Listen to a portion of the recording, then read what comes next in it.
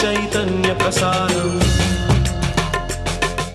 నమస్కారం, మన ధర్మం కార్యక్రమానికి స్వాగతం. ఇవాల్టి మన ధర్మం కార్యక్రమంలో మన ధర్మ సందేహాల్ని నివృత్తి చేసేందుకు మనతో పాటు ఉన్నారు ప్రముఖ ఆధ్యాత్మికవేత్త బ్రహ్మశ్రీ బుర్రా భాస్కర శర్మ గారు.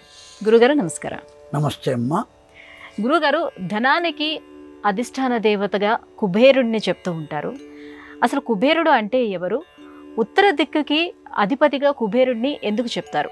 ధనానికి అధిష్టాన దేవత కుబేరుడు కాదు, పరమేశ్వరుడు. ఐశ్వర్యం ఈశ్వరాదిచ్చేత్ అని సూత్రం. సర్వ సంపదలు కూడా పరమేశ్వరుని వద్దనే ఉంటాయి. ఆయన ఎక్కడి నుంచి పొందుతాడు అంటే మన ద్వారానే వస్తాయి. ఆ ఈశ్వర లింగం మీద నమస్తే రుద్రమన్యవతోత ఇషవే నమః, నమస్తే అస్తు ధన్వనే బాహుభ్యాముతతే నమః అని నమక చమకములు చెప్పి అభిషేకం చేస్తాం పరమేశ్వరుడు. ఆ అభిషేకం చేయబడినటువంటి జనం ఆ లింగము నుండి జాలువారి పానవట్టము మీదకి వస్తాయి. పానవట్టము అమ్మవారు, ఆ పైన ఉన్న లింగము అయ్యవారు.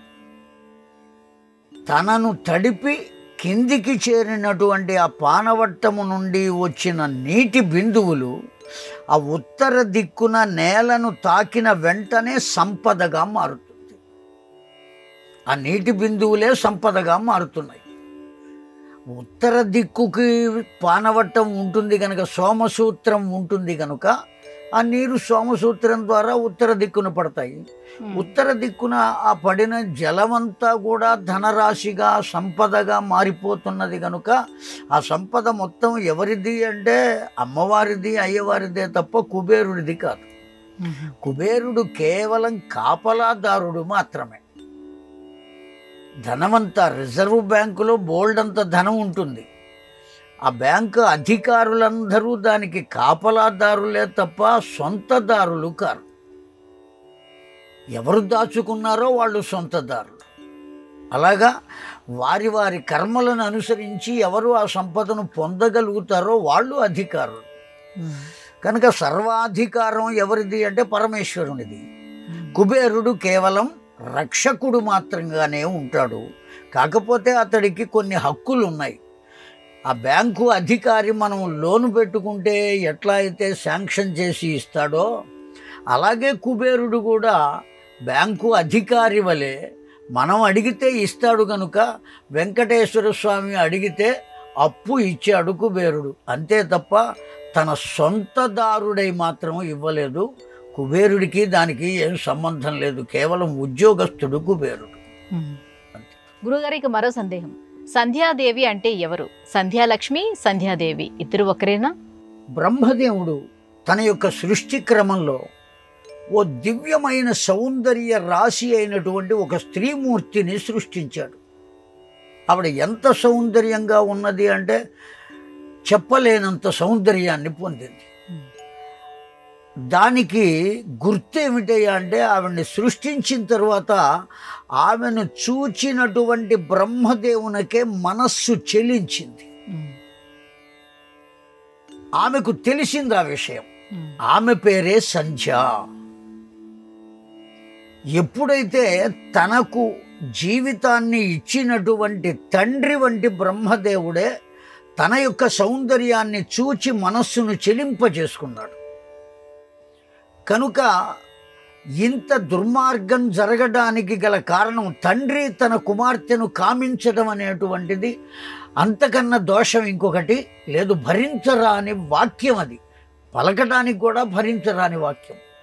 అటువంటిది అతడికి మనస్సు చెల్లించింది కదా అని దుఃఖపడి ఆ పిల్ల, ఆ సంధ్యాదేవత, ఈ శరీరం ఉండరాదు, ఈ సౌందర్యాన్ని శరీరాన్ని చూచి కదా ఆయన కోరుకున్నది కనుక ఈ శరీరం ఉండరాదు, దీన్ని దహింపచేయాలి.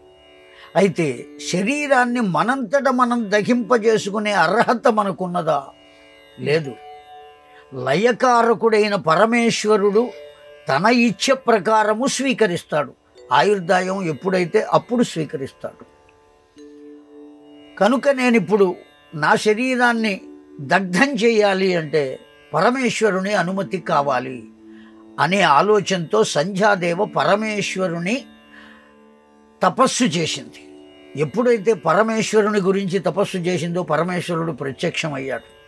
తన కష్టాన్ని మొత్తాన్ని చెప్పుకున్నది. అమ్మా, నీ ఆలోచన చాలా బాగున్నది. ఇక్కడికి కొద్ది దూరంలో కొద్దిమంది ఋషులు యజ్ఞం చేస్తున్నారు. ఆ యజ్ఞం చేస్తున్నటువంటి హోమగుండములో ఈ శరీరమును హవిస్సుగా సమర్పించు. హవిస్సుగా దేన్నైనా సమర్పించవచ్చు. దేవతలకు కదా ఇచ్చేది. ఏదో కష్టం వచ్చో ఏదో భరించలేకనో ఆత్మహత్య చేసుకోవటం కాదు. కనుక నీవు హోమగుండంలో ఈ దేహాన్ని హవిస్సుగా సమర్పించు.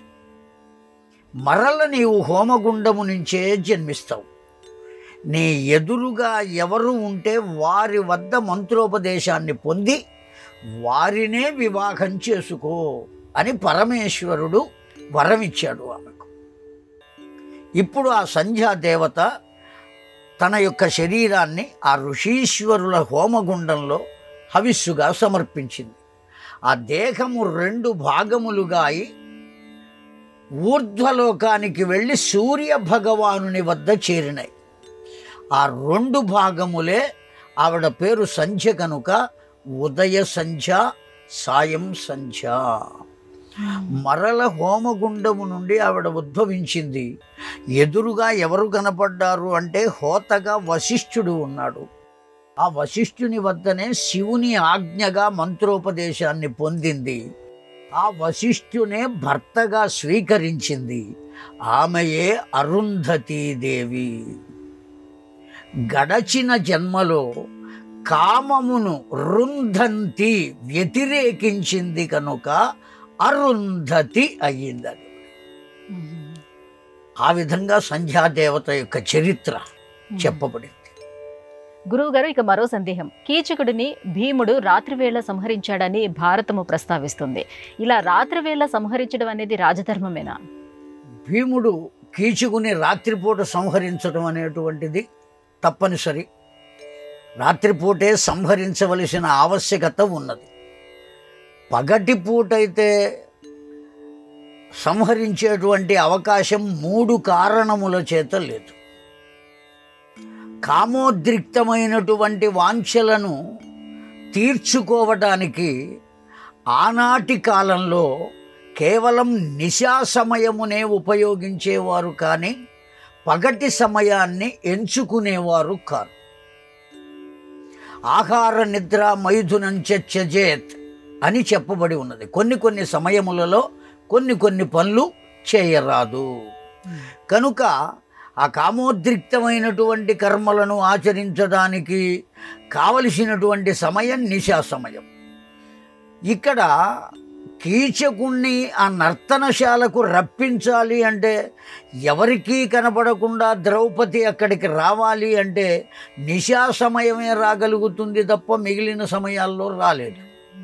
ఆ కారణం చేత రాత్రే రమ్మనమని చెప్పాలి. ఇది మొదటి కారణం. ఇక రెండవ కారణం ఏమయ్యా, కేవలం కీచకుణ్ణి సంహరించవలసినటువంటి వాడు భీముడే. ఇంకొకరి చేత కీచకుడు సంహరింపబడే అవకాశం లేదు. కారణం ఏమంటే 5 మహాబలశాలులు ఉన్నారు భారత గాథలో. బకాసురుడు, కీచకుడు, భీమసేనుడు, జరాసంధుడు, దుర్యోధనుడు. ఈ 5లో 6వ వారు వచ్చి ఈ 5లో ఒకరిని సంహరించే అవకాశం లేదు. ఆ కారణం చేత మొదటిసారిగా ఎవరు ఇంకొకరిని సంహరిస్తారో వారి చేతిలోనే మిగిలిన 3 కూడా సంహరింపబడాలి. ఏకచక్రపురంలో భీమసేనుడు బకాసురుణ్ణి సంహరించాడు కనుక ఇప్పుడు కీచకుడు కూడా ఎవరి చేత సంహరింపబడాలి అంటే భీముని చేతనే సంహరింపబడాలి. ఆ భీముడు వచ్చి సంహరించాలి అంటే పగటిపూట మొత్తం అంతా అతడు పాకశాలలో వంట చేయవలసిన ఆవశ్యకత ఉన్నది. రాత్రిపూట మాత్రమే కుదురుతుంది కనుక రాత్రిపూటే వెళ్ళి సంహరించాలి. ఇది రెండవ కారణం. ఇక మూడవ కారణం చాలా విలువైనటువంటిది సమాధానం. ఇది అసలు అతడు అప్పుడు రాజు కాదు. రాజనీతిని అనుసరిస్తే రాత్రిపూట చంపకూడదు, కానీ అతడు రాజు కాదు, ఒక సేవకుడుగా ఉన్నాడు అక్కడ విరాట్ రాజు గారి కొలువులో. తాను రాజు అయితే, రాజుగా ఉంటే అప్పుడు చంపకూడదు అనేటువంటిది ఆలోచనకు రావాలి. కనుక ఇతడు సేవకుడుగా కేవలం వలలుడు అనే పేరుతో వంట చేసేవాడుగా ఉన్నాడు కనుక కాల నియమం అనేటువంటిది అతడికి లేదు. ఎప్పుడు ఆగ్రహం కలిగితే అప్పుడు వాడి మీద కక్ష తీర్చుకోవచ్చు. ఆ కారణం చేత రాత్రిపూటే సంహరించారు. గురువుగారు, రావణుడు మహాశివభక్తుడు, మహాశక్తివంతుడు. ఎవరి వల్ల ఆయనకి అంత శక్తి వచ్చింది? రావణాసురుడు అతడి జన్మయే ఓ దివ్యమైనటువంటి జన్మ, సామాన్యమైనటువంటి వాడు కాదు. వాస్తవానికి అతడు రాక్షసుడు కాడు, బ్రహ్మవంశ సంజాతుడు, పులశ్చ బ్రహ్మ. ఆ పులశ్చ బ్రహ్మ యొక్క కొడుకు విశ్రావసువు, విశ్రావసువు యొక్క కుమారుడు రావణాసురుడు. ఈ రావణాసురుని యొక్క జన్మ దేని వల్ల జరిగింది అంటే, ఒకానొక సందర్భంలో కుబేరుడు పుష్పక విమానాన్ని అధిరోహించి వెడుతూ ఉంటే ఈ పులశ్చ బ్రహ్మ చూచాడు, మన వంశంలో ఇంత దివ్యత్వం కలిగినటువంటి వాడు ఒకడు కావాలి అనేటువంటి ఆలోచన వచ్చింది. ఆ ఆలోచనతో తన కుమారుడైనటువంటి విశ్రావసువునకు కైకసి అనేటువంటి ఆమెను తీసుకుని వచ్చి ఇచ్చి వివాహం చేశాడు. కైకసి ద్వారా అటువంటి వాడు కలగాలి అని. ఆ విశ్రావసుకు కైకసికి కలిగినటువంటి వాడే ఇతడు. కారణం ఏమంటే, దివ్యమైన శక్తి సంపన్నుడు తనకు పుత్రుడుగా కావాలి అని కైకసి అప్పటికే తపస్సు చేస్తున్నది. ఆమె యొక్క తపోశక్తి చేత అంత దివ్యమైనటువంటి వాడు కలుగుతాడు గనుక అటువంటి వాడు ఈ కుబేరుని కన్నా గొప్పవాడై ఉండాలి అనే ఆలోచనతోనే ఆ విశ్రావసుకు కైకసిని ఇచ్చి వివాహం చేయించి ఆమె ద్వారా రావణాసురునకు, కుంభకర్ణునకు, శూర్పణఖకు కూడా జన్మను కల్పించాడు విశ్రావసు. కనుక తల్లి యొక్క తపస్సు తనకు సఫలీకృతం కాగా అంత దివ్యత్వం కలిగింది రావణాసురునకు. వాస్తవానికి బ్రహ్మవంశ సంజాతుడు.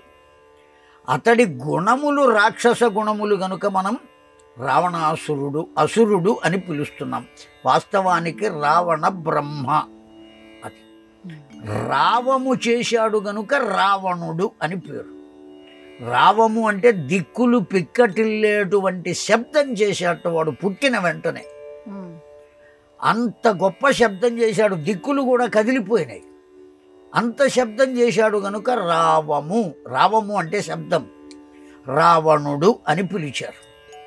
వాస్తవానికి అతడి పేరు దశకంఠుడు, 10 తలలు కలిగిన వాడు అని. పుడుతూనే 10 తలలతో పుట్టాడు కనుక అతని పుట్టుకే శక్తితో కలిగింది. కేవలం అతడు చేసిన తపస్సు వల్ల మాత్రమే కలిగింది కాదు. గురుగారు, పూజాది శుభ కార్యక్రమాలు చేపట్టేటప్పుడు సంకల్పం చెప్తూ ఉంటాం కదా, ఇలా సంకల్పం చెప్పడంలో ఆంతర్యం ఏమిటి? ఈ పూజ చేయటం అనేటువంటిది కానీ, ఆ పూజలో ఈ పుష్పములు సమర్పించటం, లేదా ఆ అగరవత్తులు వెలిగించి ధూపం, దీపం, నైవేద్యం, ఇవన్నీ ఎవరి కోసం చేస్తున్నాము అంటే మన కొరకే చేస్తున్నాం, భగవంతుని కొరకు కాదు. కాకపోతే మనం పొందేటువంటి వాటిని ముందు భగవంతునికి చూపించి ఆ తరువాత మనం పొందుతున్నాం. ఆ పుష్పాలు వేయటం కానీ ఇవన్నీ కూడా దేనికోసం? ఆ పుష్పముల నుండి వచ్చేటువంటి సుగంధం చేత ఆ ఇంట్లో ఉండేటువంటి దుష్టమైనటువంటి శక్తులు ఏవైతే ఉన్నాయో ఇవన్నీ వెళ్ళిపోతాయి. ఆ వేసినటువంటి ధూపము నుంచి వచ్చేటువంటి పొగ ఉన్నదే, ఆ పొగ ద్వారా అనేకములైనటువంటి దుష్ట శక్తులు బయటికి వెళ్ళిపోతాయి. నివేదన ద్వారా మనము ఆహారాన్ని స్వీకరించి బలాన్ని పొందుతాం, అనారోగ్యాన్ని పోగొట్టుకుంటాం, నీరసాన్ని పోగొట్టుకుంటాం, బలాన్ని పొందుతాం. కనుక భగవంతునికి సమర్పించేవన్నీ కూడా ఎవరు పొందుతున్నారు? ఇప్పుడు మనకి తెలియకుండానే మనం పొందుతున్నాం. కానీ మనం ఏమనుకుంటున్నామంటే అతడి కొరకు అని అనుకుంటున్నాం. దేనివల్ల అంటే ఏది మనం పొందినా దాన్ని అతడికి చూపించి, ఇది నీవు ఇచ్చినదయ్యా, నేను పొందుతున్నాను అని చెప్పటం కోసమే. ప్రతి విషయము అంతే. ఒక దీపం, సంధ్యాదీపం నమోస్తుతే అని చెబుతున్నాం, సర్వపాపహరం అని చెబుతున్నాం. కనుక ఆ దీపాన్ని దేనికి వెలిగిస్తున్నాం? మన కొరకే వెలిగిస్తున్నాం, మనం చేసిన పాపాలన్నీ పోగొట్టుకోవటం కోసం. నువ్వుల నూనె, ఈ మధ్య ఒక శాస్త్రవేత్త పరిశోధన చేసి చెప్పారు. ఆ రీసెర్చ్, ఆ గ్రంథం కూడా బయటికి వెలువరింపబడింది. ఆ గ్రంథంలో వ్రాయబడి ఉన్నది, నువ్వుల నూనె ద్వారా పత్తిని ఒత్తిగా చేసి వెలిగిస్తే దాని నుండి వచ్చేటువంటి గంధము అంటే వాసన, ఆ వాసన వల్ల ఈ హార్ట్ ప్రాబ్లమ్స్ ఏవి రాకుండా ఉంటాయి అని ఓ శాస్త్రవేత్త పరిశోధన చేసి చెప్పాడు. కనుక ఇవన్నీ దేనికోసం ఏర్పాటు చేయబడినాయి అంటే మన ఆరోగ్యాన్ని మనం చక్కపరుచుకోవటం కోసమే. భక్తి కలిగిన వాడు దీపారాధన చేస్తాడు, లేనివాడు చెయ్యడు అంటే చెయ్యని వాడు ఇట్టా నష్టపడతాడు. భక్తి ఉన్నా లేకపోయినా ఈ కర్మ చేయటం మొదలు పెడితే తనకు ఆరోగ్యం కలుగుతుంది, చెయ్యగా కొన్నాళ్ళకి భక్తి కలుగుతుంది, ఆ భగవంతుడి అనుగ్రహం కలుగుతుంది, అన్ని విషయాలుగాను వస్తాం.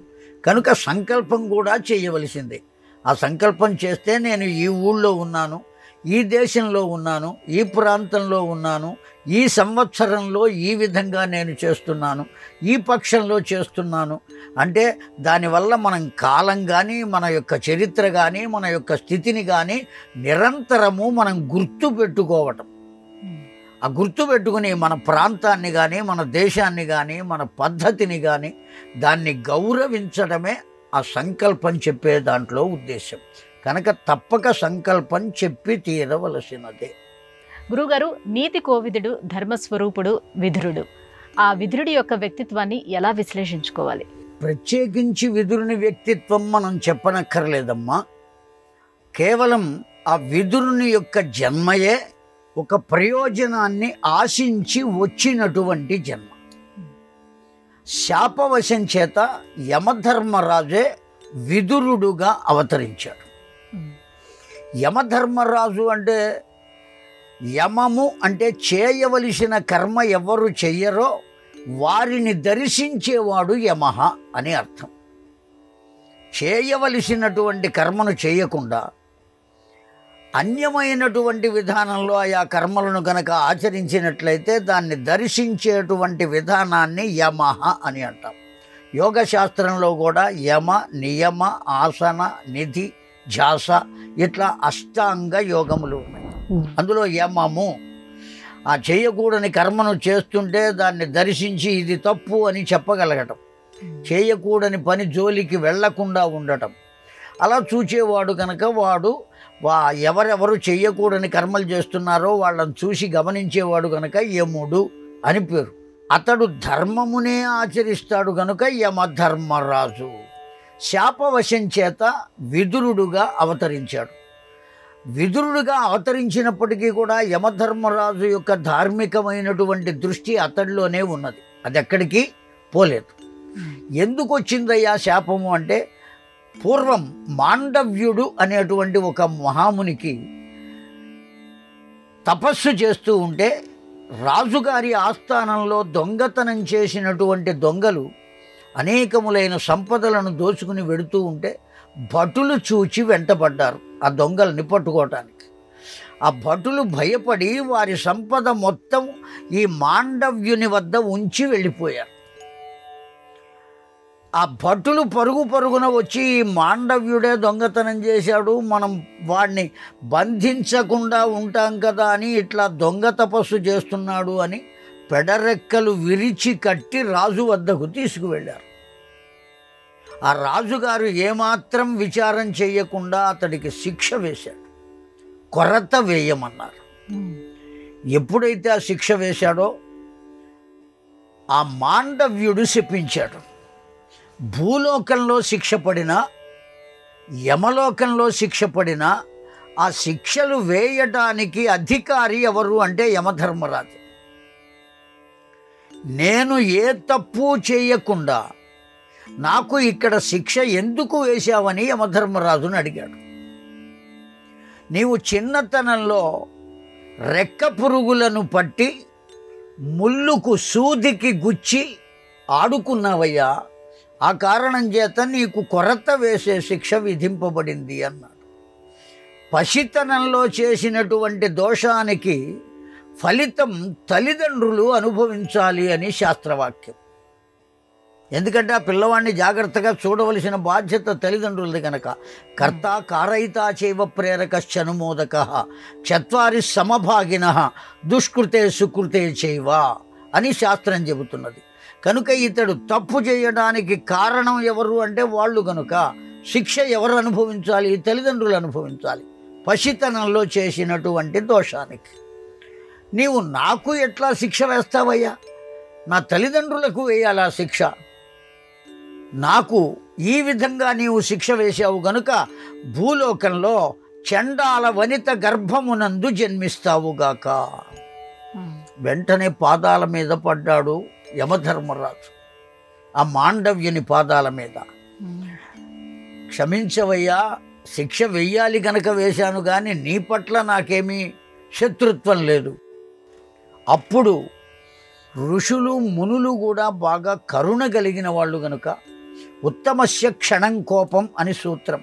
ఉత్తమమైన వాళ్లకు ఆగ్రహం తాటి ఆకు మంట వలె చురచుర కాలి ఆగిపోతుంది.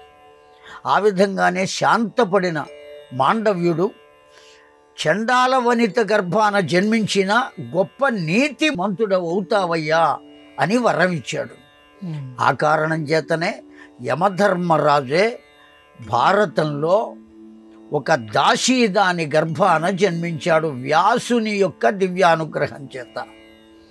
వ్యాసుని దివ్యానుగ్రహం అంటే వ్యాసునకు కానీ ఆ దాసకాంతకు కానీ ఏ విధమైనటువంటి శారీరక సంబంధం లేదు, కేవలం తపోవిధమైనటువంటి అనుగ్రహం. ఆ మహానుభావుల యొక్క సంకల్పం కలిగితే చాలు వాళ్లకు సంతానం కలుగుతుంది. ఆ విధంగా దాసి అయినటువంటి కాంతకు కలిగినటువంటి యమధర్మరాజే విదురుడుగా చెప్పబడ్డాడు, గొప్ప నీతిమంతుడుగా లోకంలో కీర్తింపబడ్డాడు. అంతేకాదు ధృతరాష్ట్రుడు చాలా దుర్మార్గుడు. అటువంటి దుర్మార్గుడికి కృష్ణ పరమాత్మ దివ్య దర్శనాన్ని చూపించారు. ఎలా చూపించారు అంటే విదురుడు తమ్ముడు కనుకనే ఎప్పుడూ విదురుణ్ణి పక్కన పెట్టుకుంటాడు కనుకనే అంత దుర్మార్గుడైన ధృతరాష్ట్రుడు కూడా భగవంతుణ్ణి చూడగలిగాడు అని భారతమే చెప్పింది. కనుక అంత గొప్పవాడయ్యాడు విదురుడు. విదురుని జన్మ రహస్యం ఇది. గురుగారు, ఇవాటి మన ధర్మం కార్యక్రమంలో మాకు వచ్చినటువంటి ఈ ధర్మ సందేహాలన్నీ కూడా నివృత్తి చేసినందుకు ధన్యవాదాలండి. ధన్యవాదములమ్మా. శ్రీమాత్రే నమః. ఇది ఇవాటి మన ధర్మం కార్యక్రమం. రేపటి మన ధర్మం కార్యక్రమంలో మళ్ళీ కలుసుకుందాం. నమస్కారం. ఈ కార్యక్రమాన్ని తిరిగి చూడాలనుకుంటే www.youtube.com/ETV Life Spiritual లో చూడవచ్చు.